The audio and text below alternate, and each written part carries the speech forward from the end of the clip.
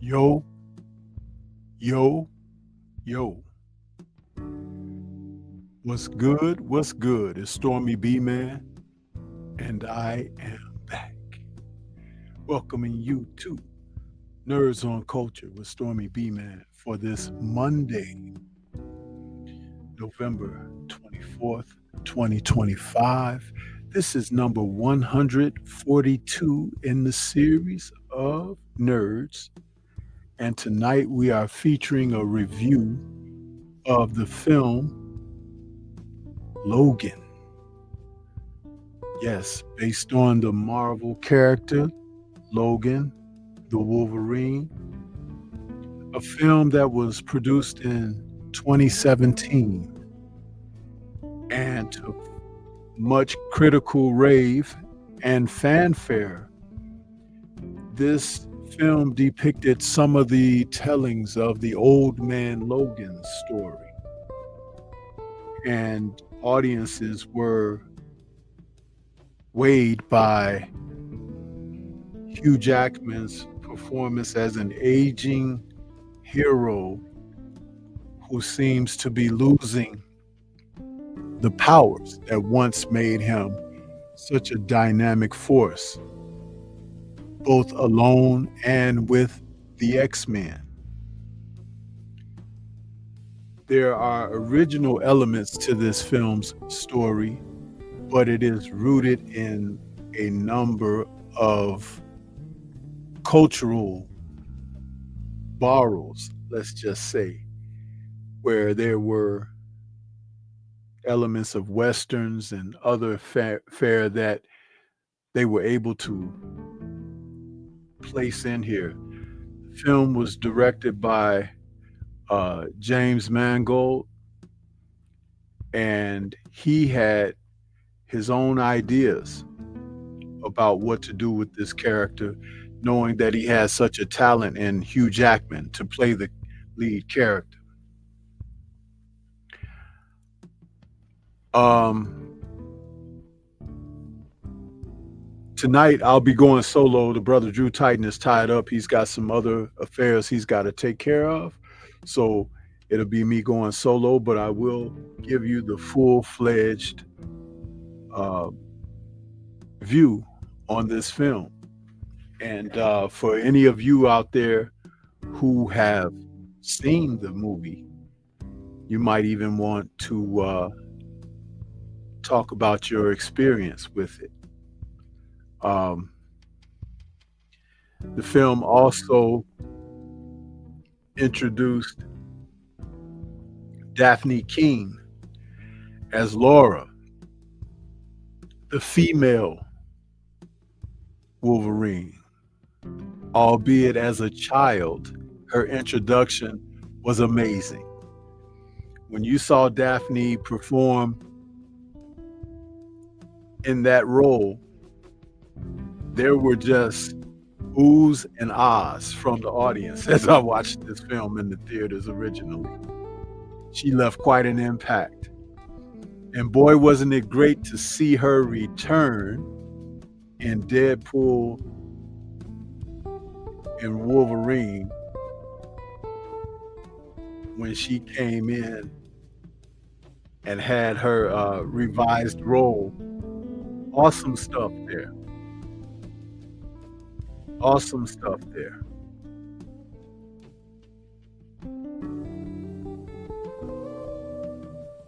I want to take my time with this because Logan is one heck of a character, but totally fleshed out by Hugh Jackman's performance.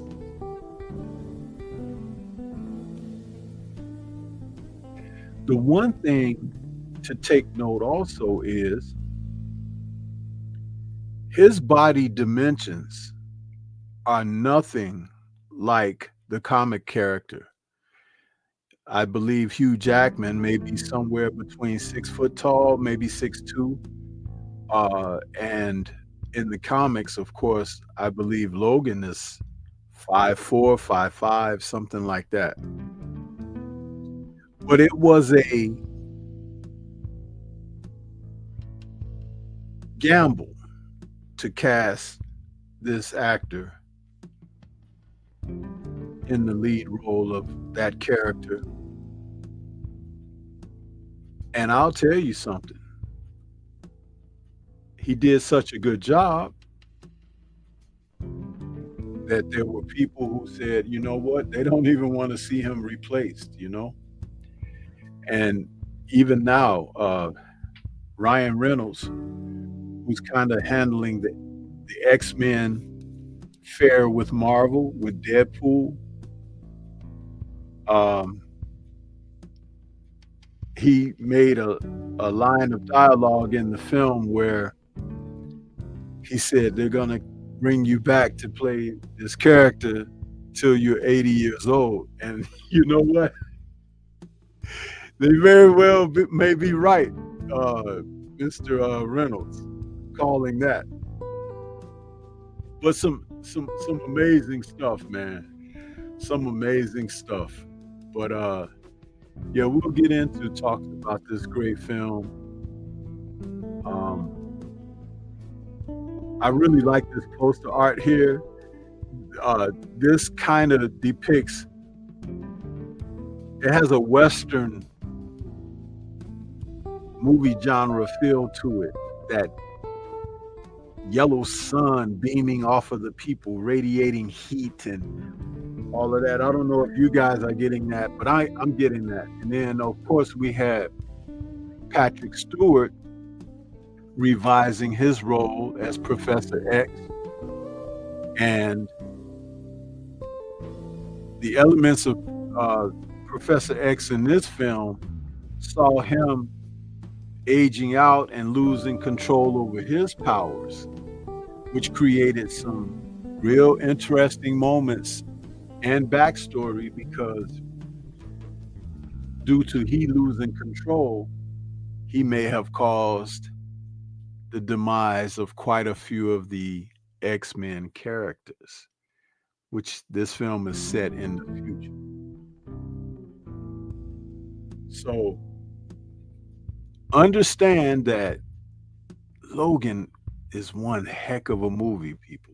It is. It truly is. And allow me also to remind you that we're broadcasting across a couple of channels. We've got Stormy B Man's Temple of Culture and Entertainment, where we're over there. We just went over the 50 subs mark over there because the channel hasn't been up that long. And I've been multi streaming and uploading. I uploaded a video over there today, and 50, over 50 subs over there now. And we're also multi streaming over to my Rumble app.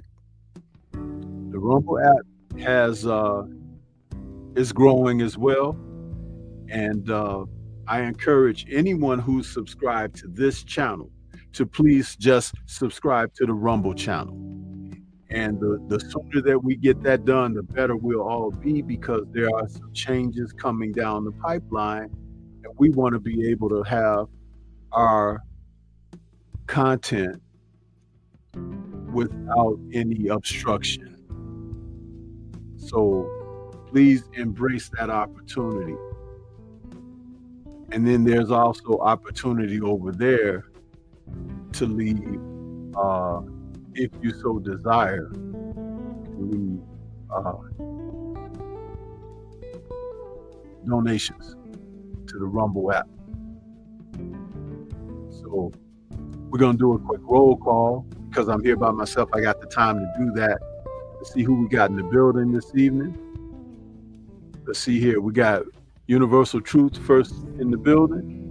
What's happening? Jimmy Bernard is out there as well. He says, great movie. Eric Jordan in the building. J Man, what's happening?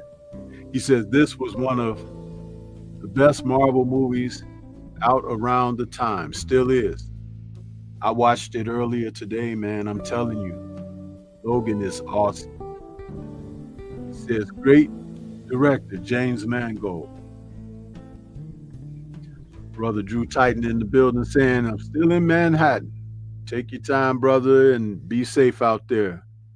Black Martial Arts Society is with us saying salute. Adrian Villa says, that's equally as heartbreaking as the version in the Old Man Logan comics, Sensei. Yes, sir.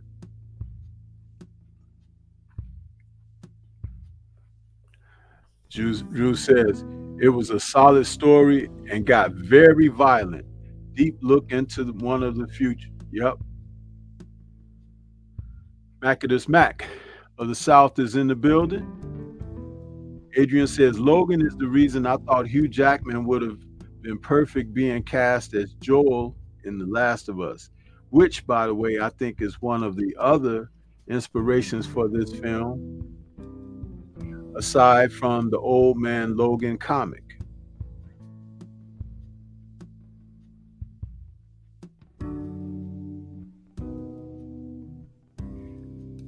Just Cash says, amazing film. Yes. You know, Daphne King's breakout role here in this film, she made the movie. Hugh's acting chops are what they are. But this young lady, I don't remember how old she was at the time. She might have been somewhere between 9 and 12, something like that. But she was very slight, very small. And she was able to convey the emotions of her character without dialogue for a great part of the film. Now, when she was in her action mode, she definitely channeled Hugh Jackman's Wolverine, which is like she has his DNA. So that is amazingly precise that they selected her to be able to perform in that manner. I love the scene where she's sitting in that, what you want to call it, that shabby place where Wolverine and Professor X were staying, and she was sitting there eating a bowl of cereal.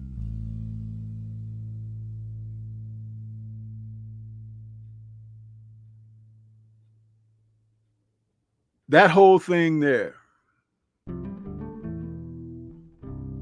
how she surveyed the room, the guys coming in, approaching her.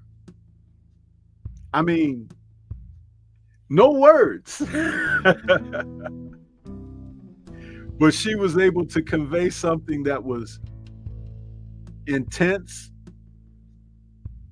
There was a little hint of some fear, but not fear of those men that were approaching her, but fear of what was going to happen. Yeah, great stuff, man. Great stuff. Drew says that the music fits the subject for this evening. I agree. That's why I selected it, brother. You know I don't do anything haphazardly. Yeah, I don't do that. J Man says 100. Her little ass was vicious.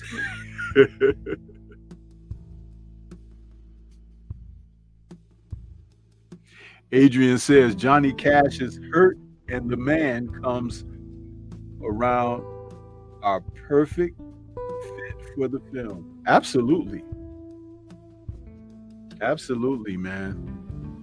When this film was in the theaters, people really enjoyed it. I can remember people talking about this probably being the best comic book film made, right? I mean, literally, people were saying that.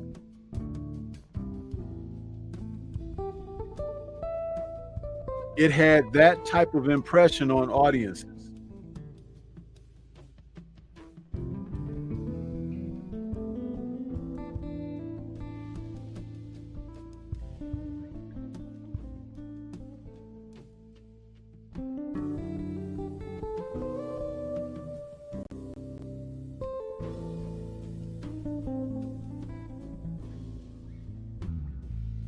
Yeah.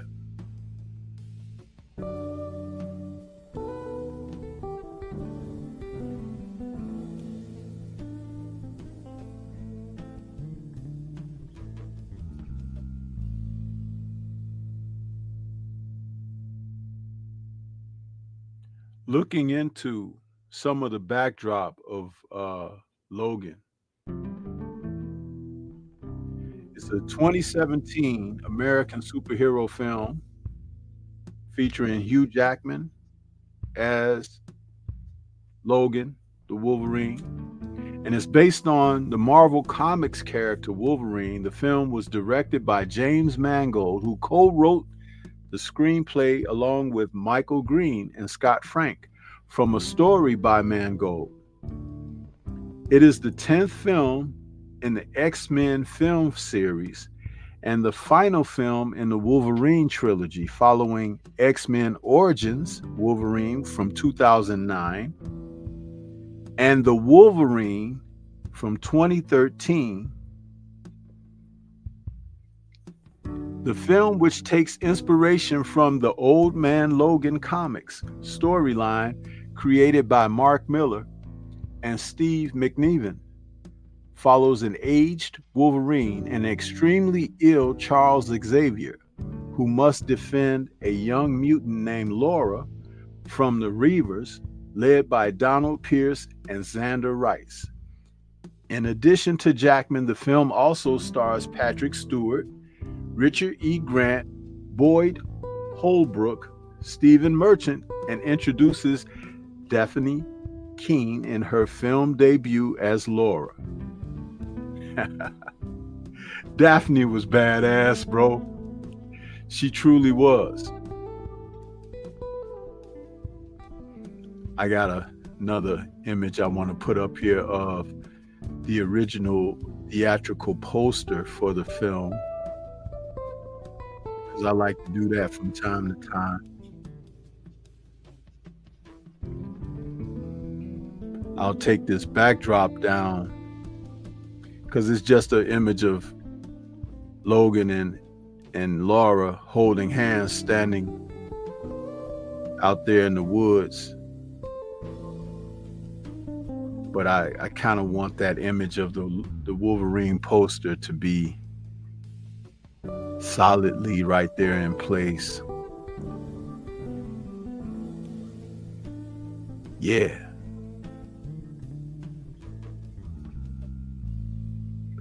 Discussion for the film began following the release of The Wolverine in 2013, with Mangold in negotiations to write the treatment for the film and Laura Schuler Donner returning to produce.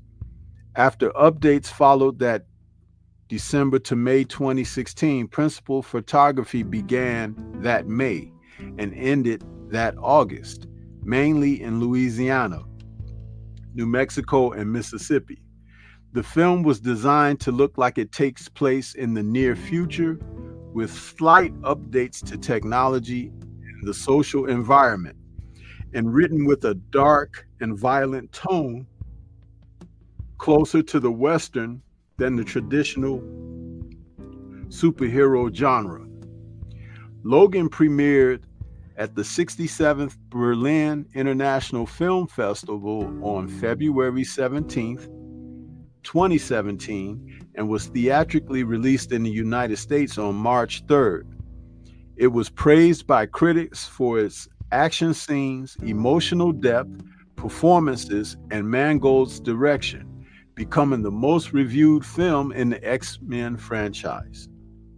The National Board of Review named Logan one of the top 10 films of 2017, and the film was also nominated for Best Adapted Screenplay at the 90th Academy Awards, becoming the first live-action superhero film to be nominated for screenwriting.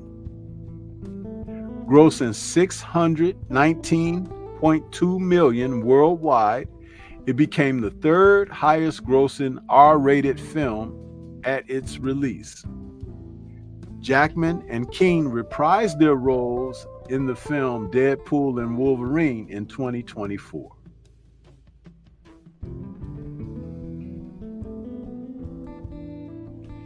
The film's budget. Now, you know, the brother Drew Titan and I, when we get to talking about these films, we talk about the budget because we want you to know how audiences received and either support it or not support it.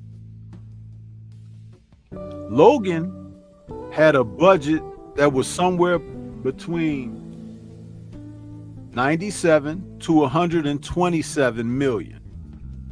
So for it to have grossed 619.2 means that it definitely stirred a profit for producers.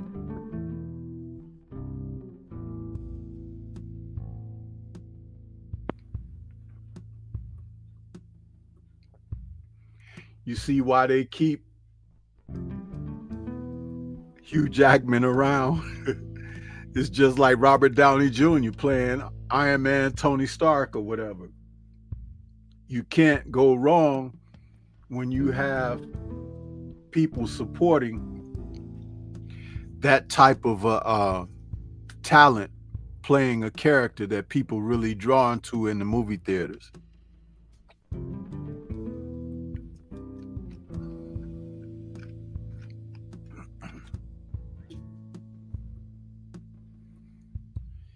Also, villains make films as well. And in this film, Boyd Holbrook, who played Donald Pierce, was pretty good in that role. He was very villainous. He was a kind of guy that you love to hate and guy that you would want to see something happen to bad, right? And guess what? It did. It took a while,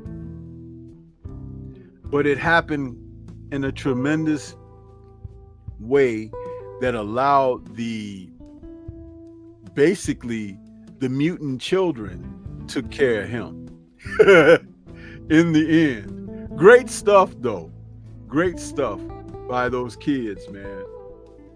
And I liked how they introduced some of their powers because they were somewhat powers we hadn't seen from mutants on screen yet.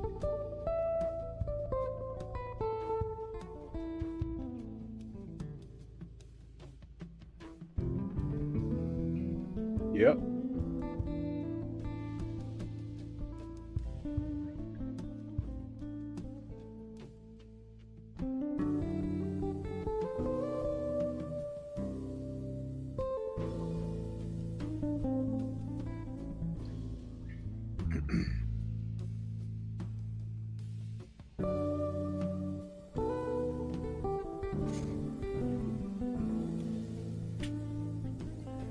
Does anybody in the chat know what was happening to Logan?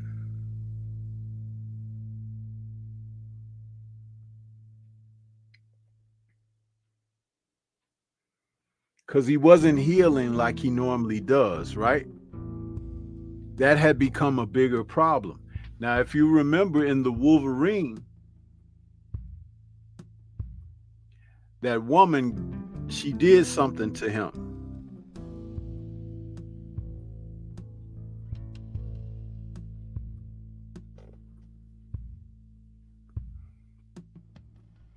I think it was expedited, J-Man. The adamantium poison was catching up, but I believe what she did also, because remember, Mangold, he directed the Wolverine as well.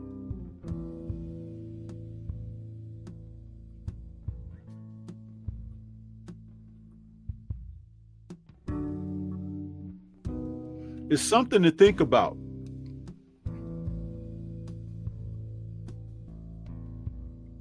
And like I said, I watched this film just a couple hours ago, just as a refresher. And that final scene with he and Daphne,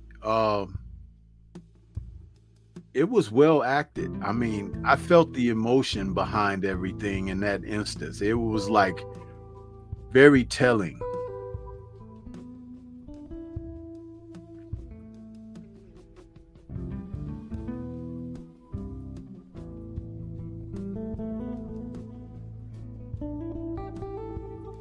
I think she did have something to do with it as well, J-Man. It just took a while, because his healing regenerative powers, they worked a certain kind of way. But after she did what she did, it was like, remember he was saying, I'm not healing like before. And it never got resolved. What happened is he was able to take some of that adamantium from the Silver Samurai and get back into himself, and get replenished with that. But yeah,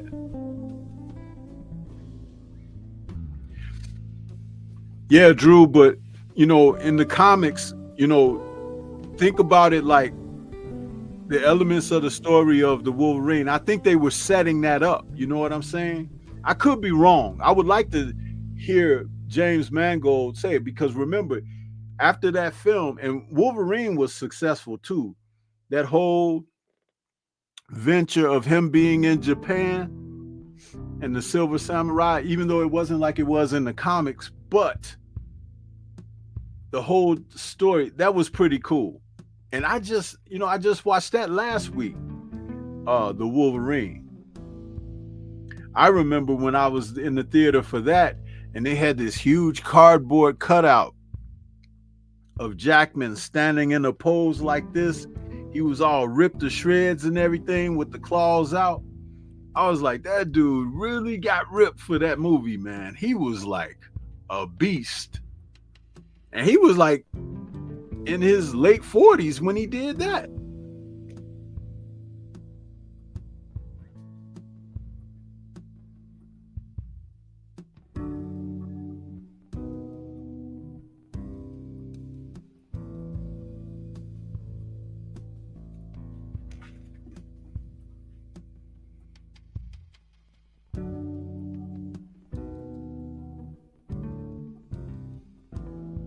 Yeah, he was pretty darn old, man. Him and Professor Xavier, that was probably the person nearest to him in age.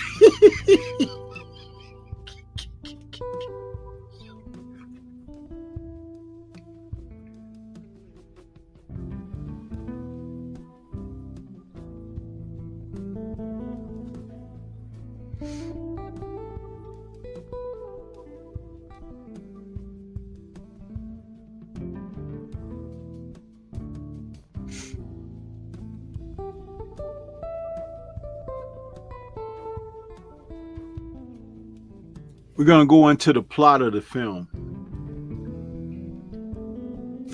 because there may be someone who still hasn't seen this film, which, for shame, if you haven't,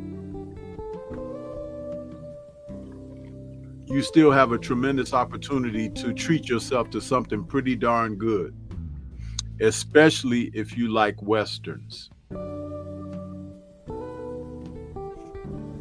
Film plot goes: in 2029, no mutants have been born in 25 years, and an aging Logan suffers as his healing ability is failing, slowly poisoned by his adamantium skeletal grafts. Working as a limousine driver in El Paso, Texas, he and the mutant tracker Caliban take care of the elderly Charles Xavier in an abandoned smelling plant in North Mexico.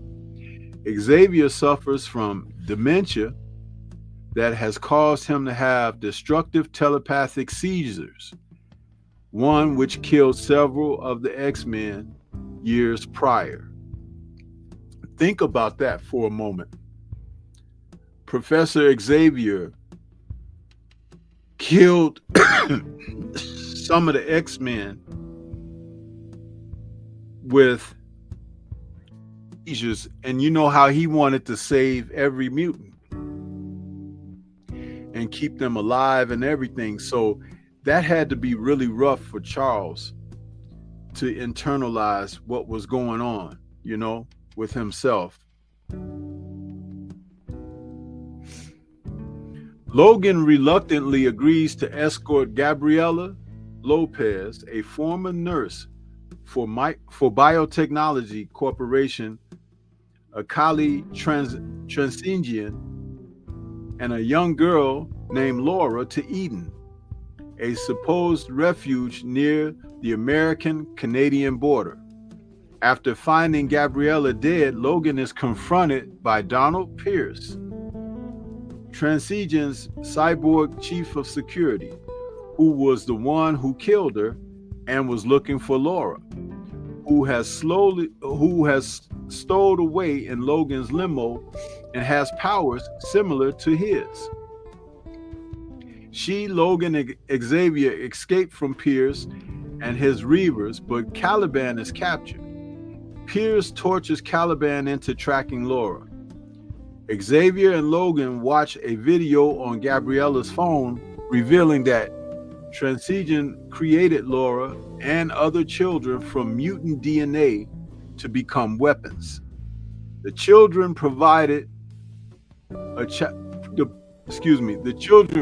challenging to control and were to be executed, but Gabriella and the other nurses helped some escape.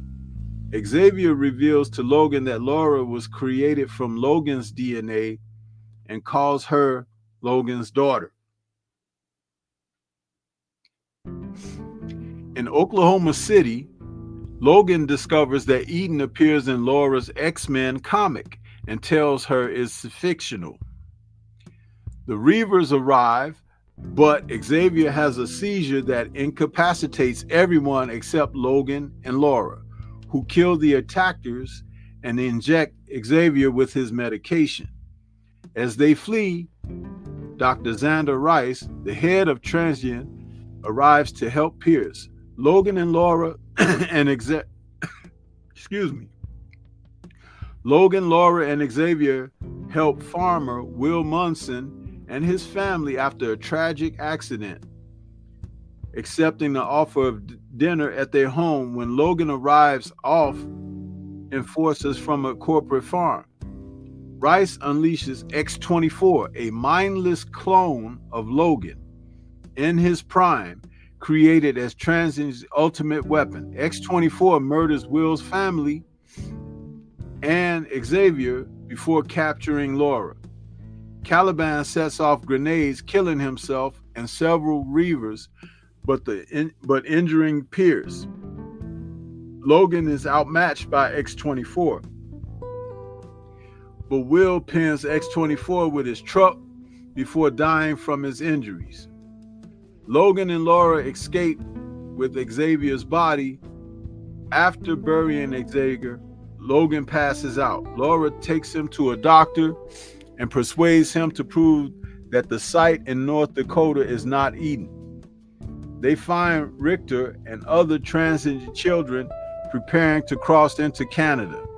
Laura finds an adamantium bullet that Logan has kept since he escaped from the Weapon X facility, which he once considered using to commit suicide. Logan decides not to accompany them, to Laura's dismay. Now, if you remember, if you go back to X-Men Origins Wolverine, Logan was shot in the head with an adamantium bullet, and it ruined his memory, but it didn't kill him.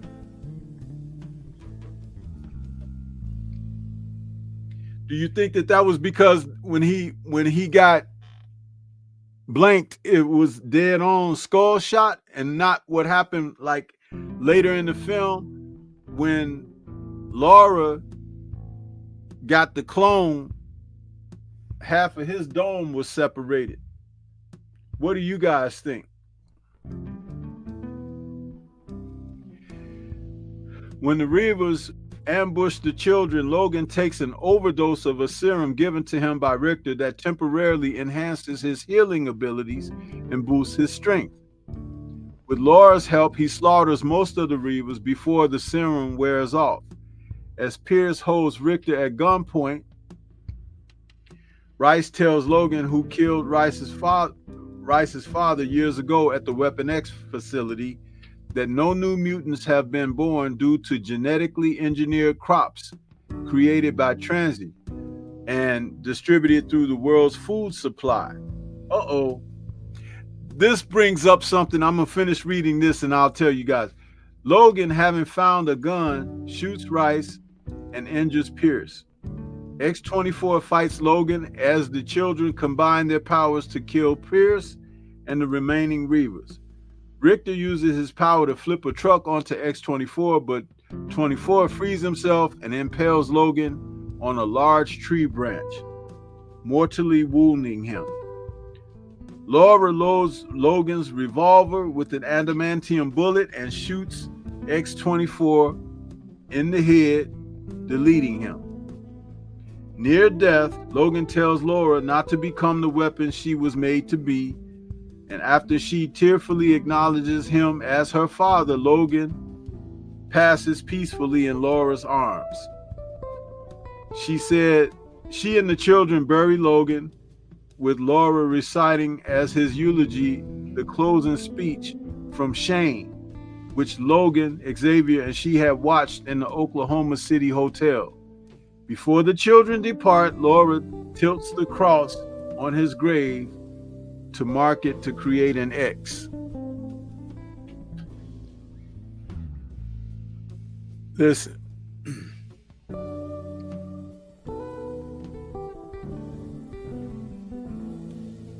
Stryker wanted Logan to be like X-24.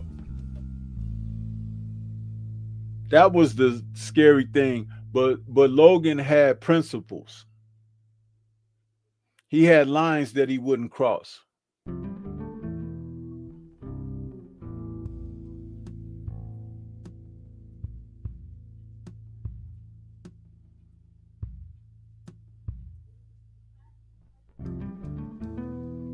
Now, what I want to talk to you guys about was the genetically engineered crops distributed through the world's food supply.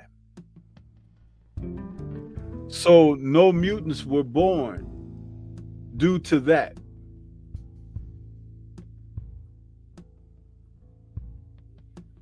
Do you guys believe that our society now has the wherewithal to do things like that to us? To genetically impede us?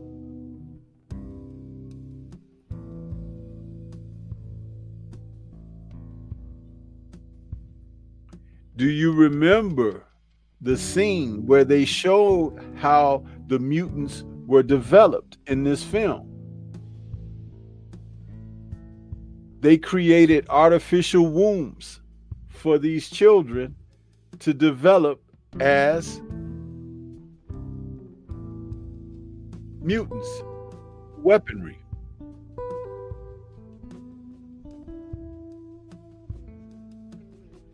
Artificial wombs.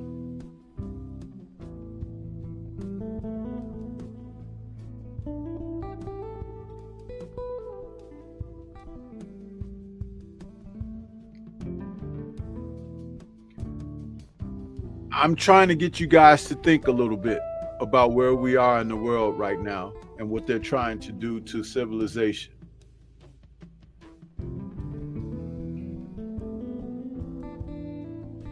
EJ, it's not about them having the technology to do something, because you have to understand, when they put something in a film, it's been possible at least a couple of generations before they even reveal that to you.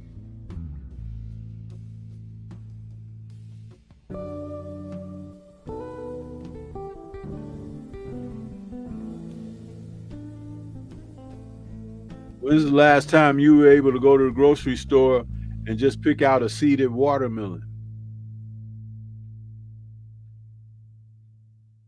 or grapes or oranges?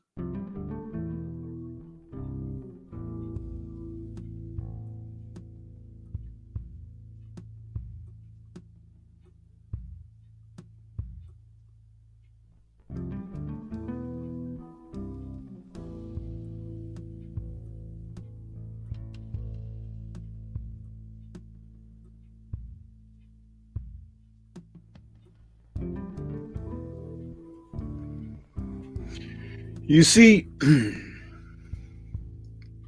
being able to process information is important, which is also why they want to keep you dumbed down. They don't want you to be able to process information. They want you to be an enslaved entity to whatever you're told. And if that's not the case, then they have no use for you, because you are a threat to the establishment.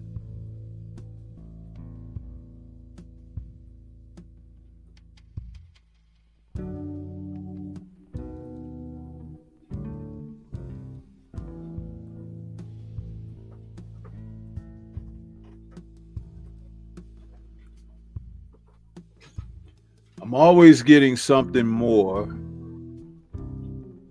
off the page, off the screen, off the dialogue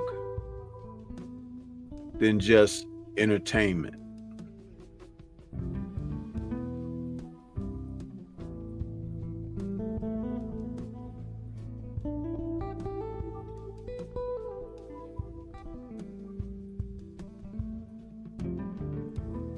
For those of you who saw this film, did it not make you think a little bit extra when you saw those children being created from the artificial wombs?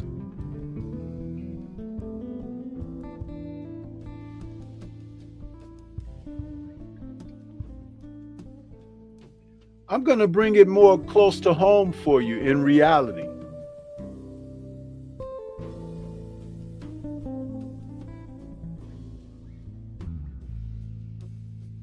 Research KFC, people.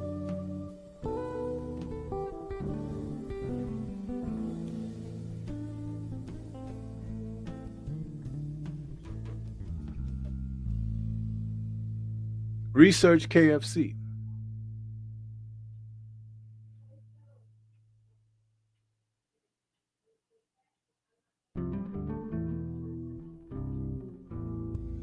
There's a reason why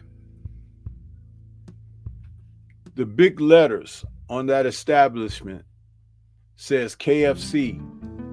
Small print, it says Kentucky Fried Chicken. But you know it as KFC. You rarely say Kentucky Fried Chicken. And don't lie and say, "Oh, I say it all the time." No, that's not what you say. You refer to it as KFC.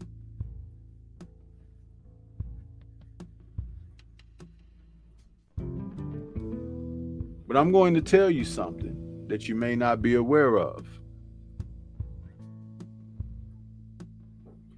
Do you realize that these people have gotten smart? Because, you know, somewhere in the late 70s, Americans began to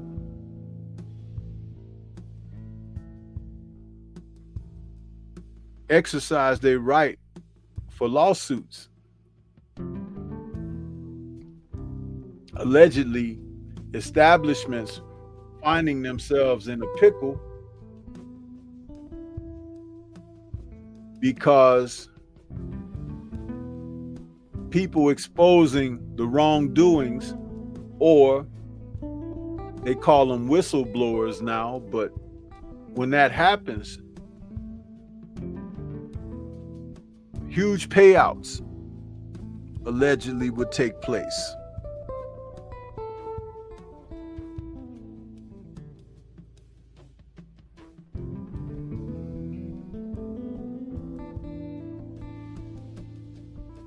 So,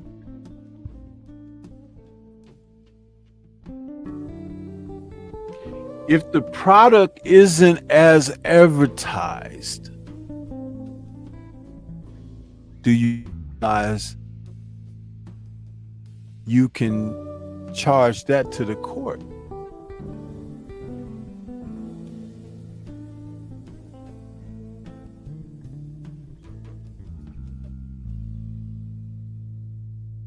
Now,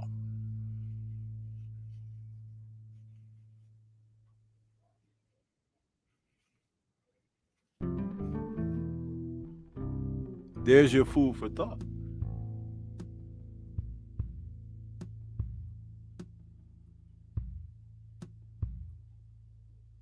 Do you remember when McDonald's, the Golden Arches, used to say hamburgers? What does it say now?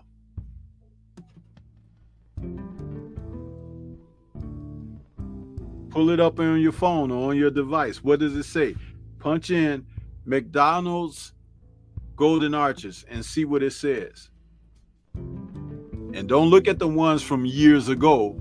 Look at the ones that are present day.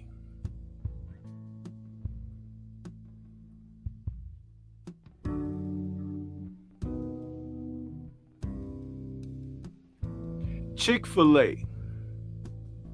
What is that?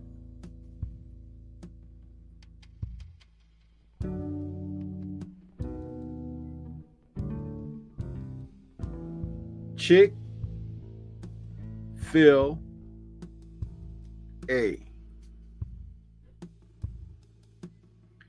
Brilliant advertising and scripting. Because if it isn't what it's supposed to be, they can't say certain things, right? Allegedly. There used to, when I was growing up, there used to be a place called Chicken Unlimited. There's still some buildings that they were in, stationed throughout the U.S., because even in the Chicagoland area, I've seen several of the former Chicken Unlimited establishments, but they've been turned into payday loan sites or whatever. It's like, you know, but the building used to have a little rotating sign with a chicken on it.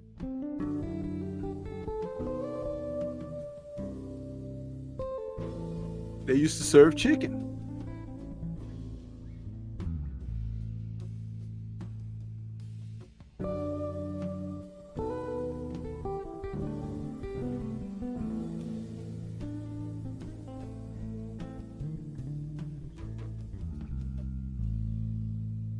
No one said anything when KFC started serving these huge size pieces.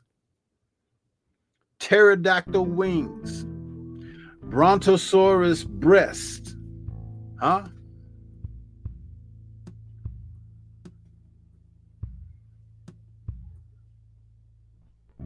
If you go to the butcher and you order up wings or chicken legs or chicken pieces, they're small.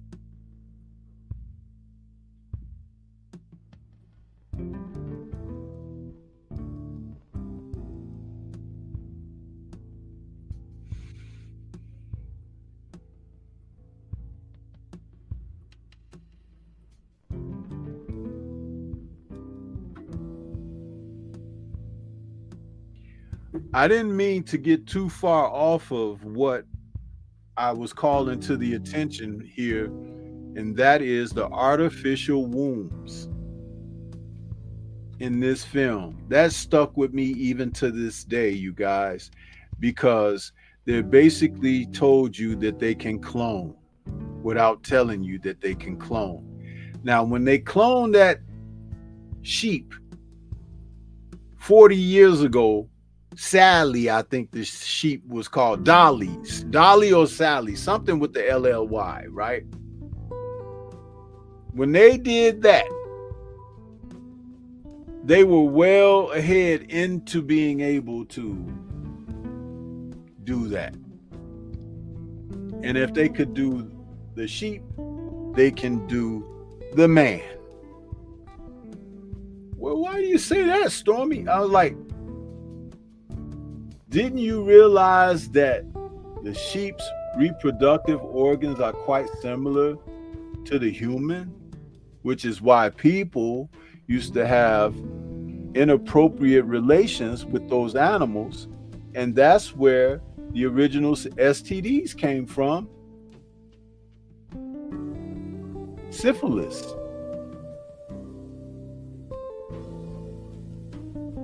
Allegedly.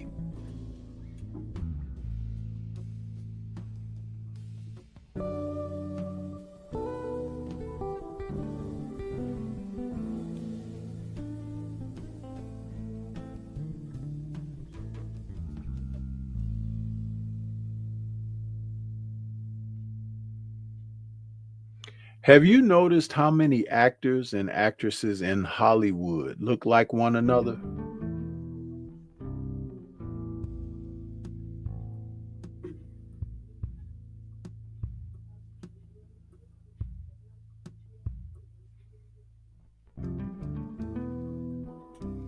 There are several men running around in Tinseltown. They look like they could be brothers, twins, distant relatives.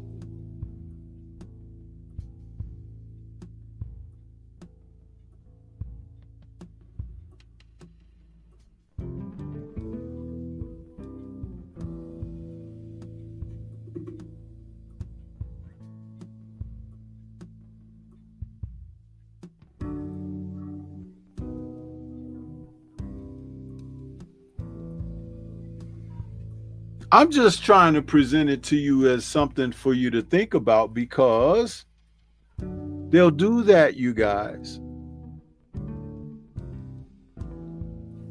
I'm going to put a title of a film in the chat, and I want each and everyone listening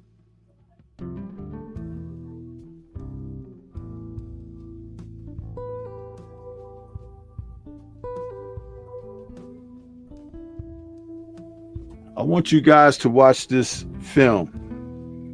Homework. Homework.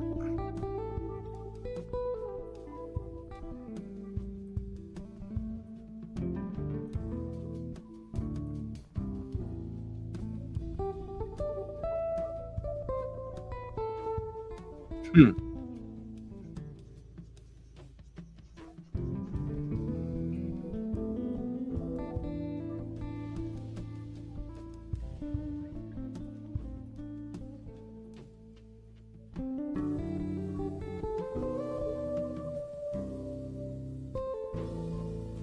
I need you guys to follow up on this.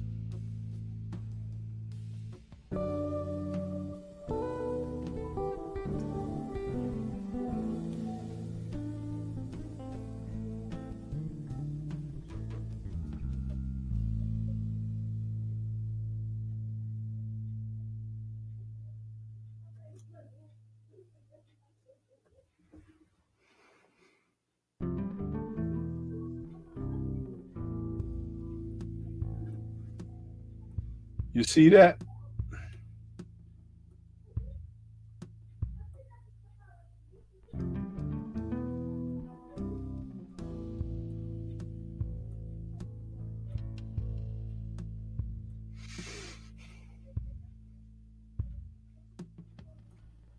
Go watch that movie. You can pick it up on Amazon. You can watch it. It might be on YouTube, but I need you guys. You might be able to find it on your Amazon Prime app.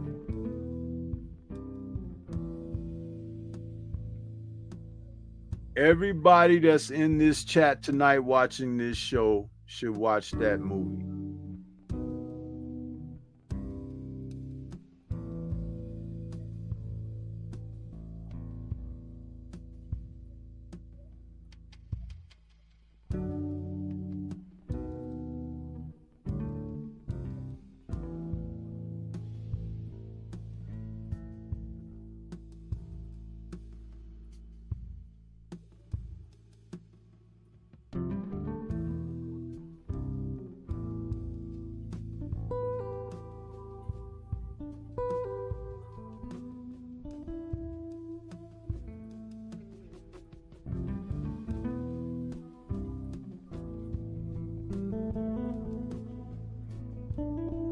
And since Drew is still out there, we need to do a show on that film, Drew. I'm not going to say the title over the air. I'm not going to say it on the air. I just leave it in the chat. You guys check that film out, and we will do a Nerds on that show, on that film.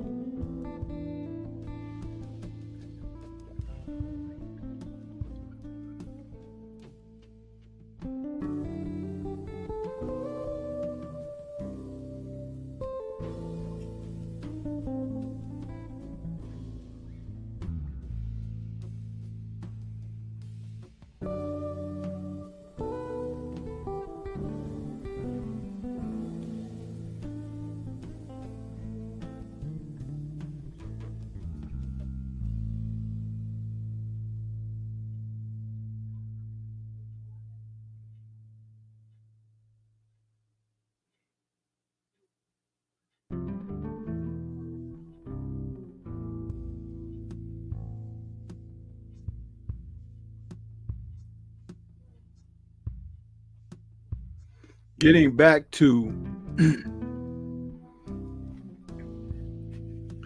the film Logan, in a descriptive breakdown on the cast,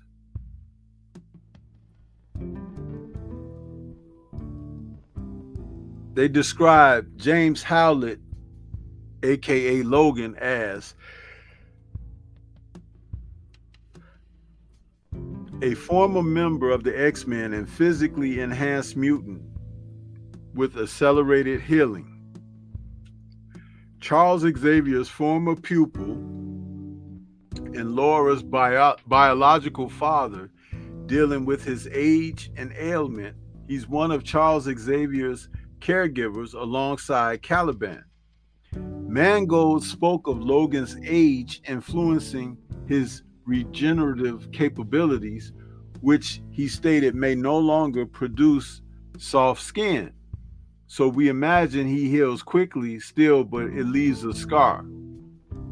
The simple idea was that his body would start to get a little more ravaged with the kind of tattooing of past battles, lacerations that remain of previous conflicts. On the second page of the screenplay, Mangold spoke of Logan as he's older now and it's clear his abilities aren't what they once were. He's fading on the inside and his diminished healing factor keeps him in constant state of chronic pain, hence booze as a painkiller. In 2015, Jackman requested fan input for the direction Wolverine's story should go in the next film, while seeming to confirm that the project would serve as his farewell to Logan. To prepare for his role, Jackman ate a minimum of 6 meals a day when working with trainer Mike Ryan. Ryan stated that an average workout session for Jackman lasts up to 3 hours, beginning at 4 a.m. Jackman stated, "It's going to be very different in tone and hopefully different to anything we've done." Regarding the more personal tone, Jackman noted that's always been really his dilemma, coming to terms with who he is. Jackman has also explained that comedian Jerry Seinfeld was indirectly responsible for his decision to stop playing Logan after 17 years, with Jackman stating, "I was having a chat with Seinfeld about a year ago, and he was talking about why he finished Seinfeld. He said he'd always had this feeling and belief that you never know when either your energy or the audience's energy is going to dip over into people saying, 'Oh, please go.' Jackman accepted a pay reduction to ensure that the film would be produced to receive an R rating. Additionally, Jackman portrays Logan's clone, X-24.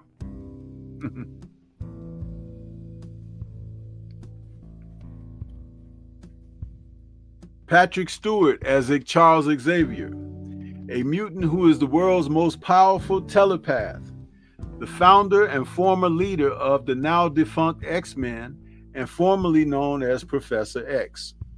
Charles' telepathic abilities have become unstable due to age, over 90 years, and an unknown brain disease, and at times he does not recognize Logan. During the events of Logan, Xavier is cared for by Logan and Caliban. Regarding Xavier and the themes of aging and loneliness, Mangold said, "We've seen these characters in action, saving the universe. But what happens when you're in retirement and that career is over?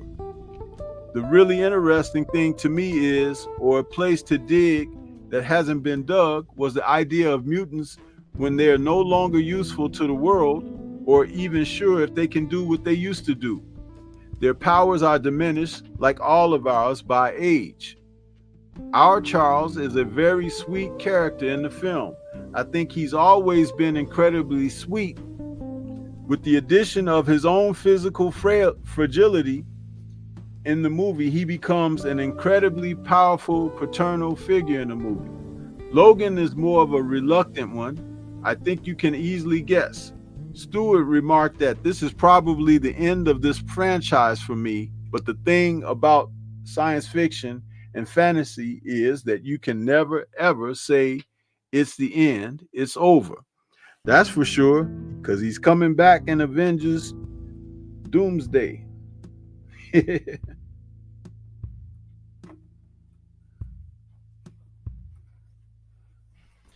Daphne Keane as Laura, X-23, a mysterious young girl who is very much like Logan, as well as Logan's biological daughter. She is also subject X-23. On Keane's portrayal of Laura, Mangold mentioned, "If anyone could steal a movie from Jackman, it would be Daphne. She carries all the time a slight strangeness."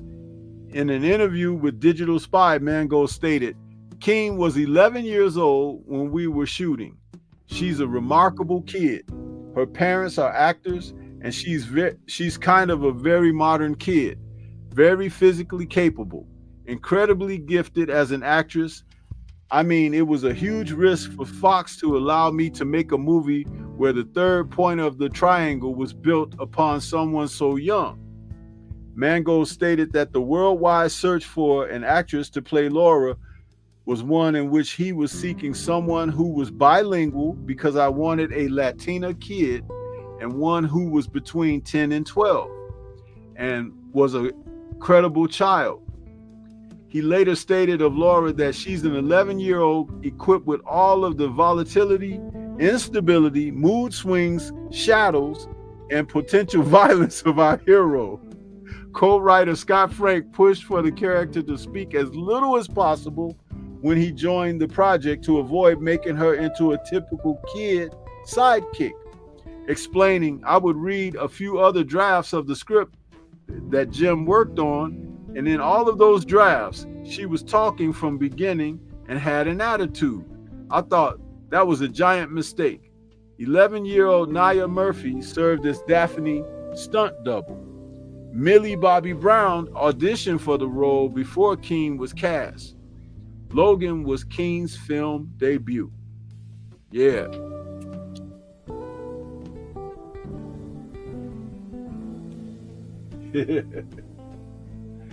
So yeah, this film is amazing, you guys. It's amazing.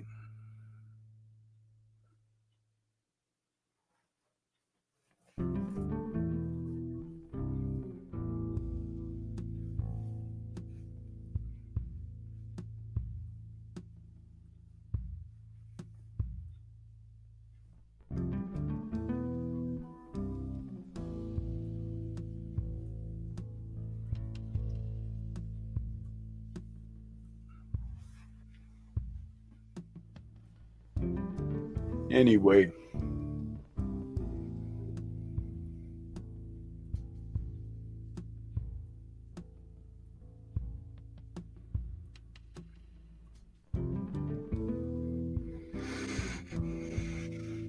yeah, I've seen it, Jimmy Bernard. I've seen it.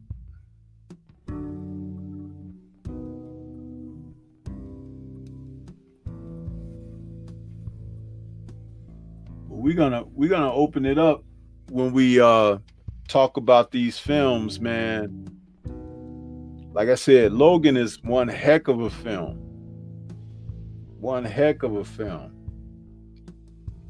Glad to have that in my library, I tell you.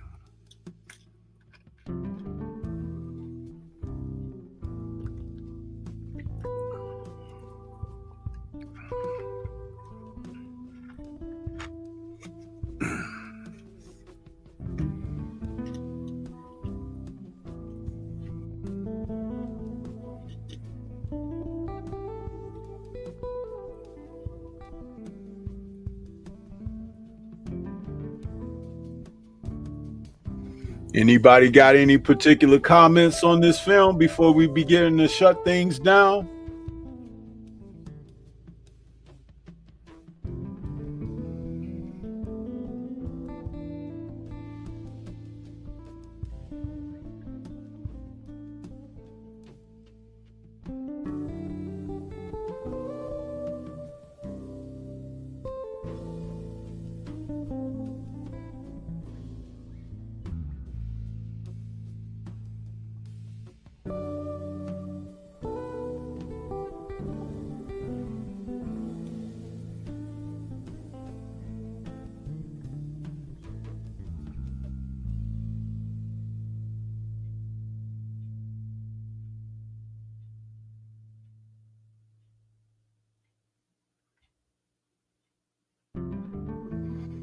Appreciate the donation over there, EJ, for the Rumble app. Thank you so much for that.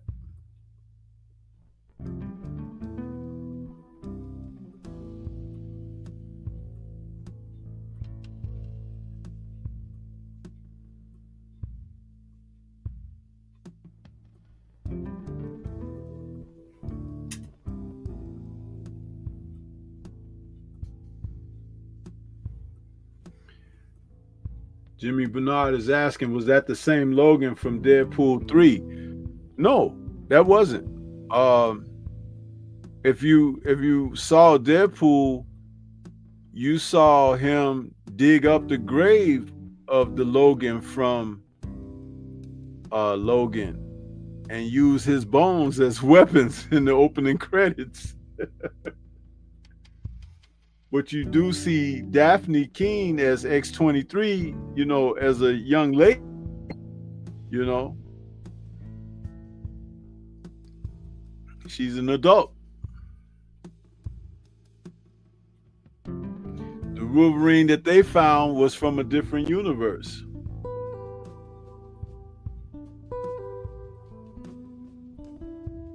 There's two Marvel characters who can track through the multiverses like that, and it's Spider-Man and Deadpool.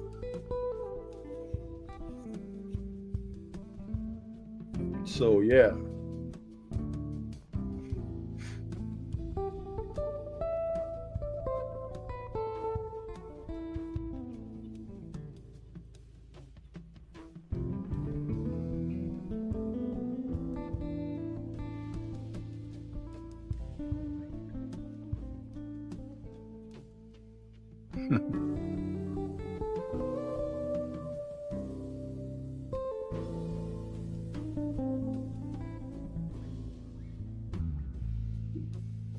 Over on my Temple of Culture and Entertainment channel, I released a video earlier this afternoon talking about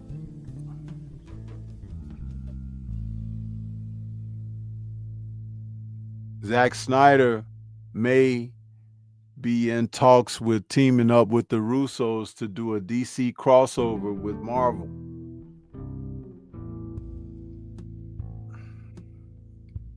You know how sick that sounds?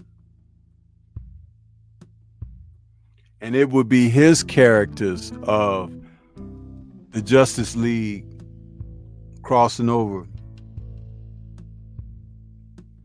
with Marvel's original Avengers. So just think, you guys, if you wanted to have a true nerdgasm, there you go.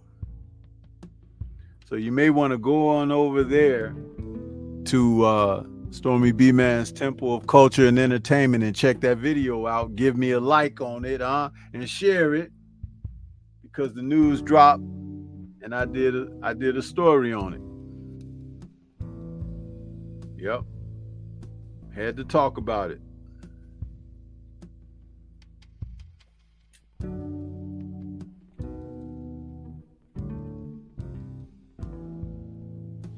Yeah.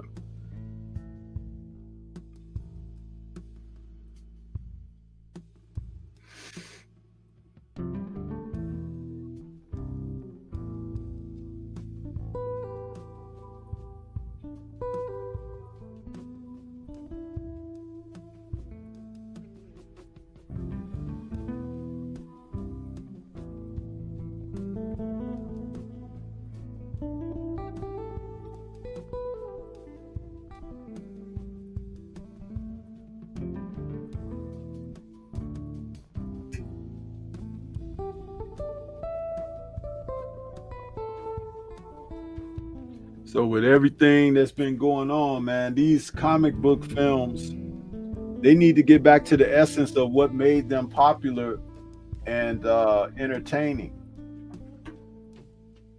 And if you ask me, it's all about character development. That's what does it.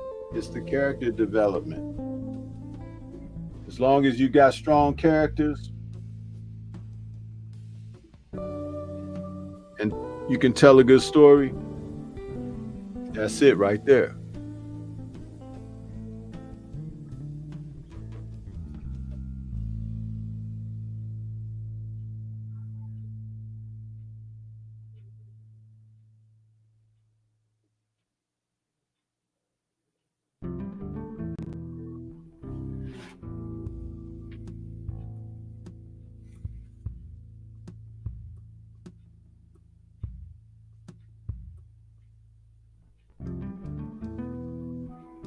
So with that, you guys, I think I'm gonna get ready to shut it down. But I thought, I would take some time out and talk about this wonderful film, Logan.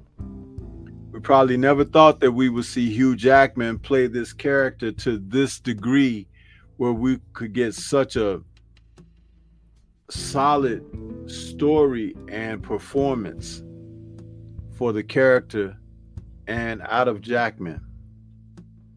Some amazing stuff. But I'm thankful that I've been around to witness all of his 18 years of playing this character, man.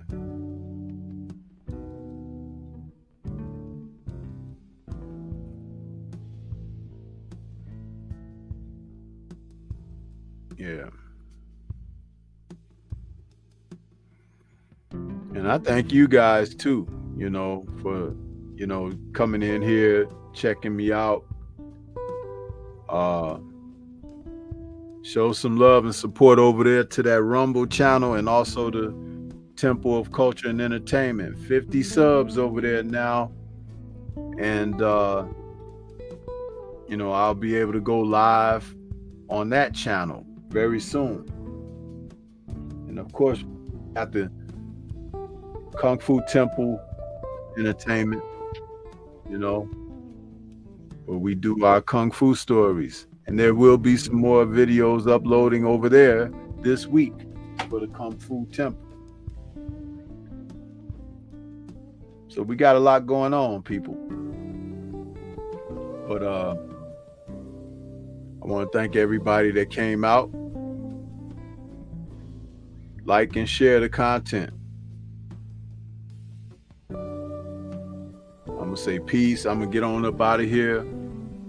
Appreciate everybody. Shout out to the mighty LDBC. And we'll catch you guys next week for another Nerds. Take care.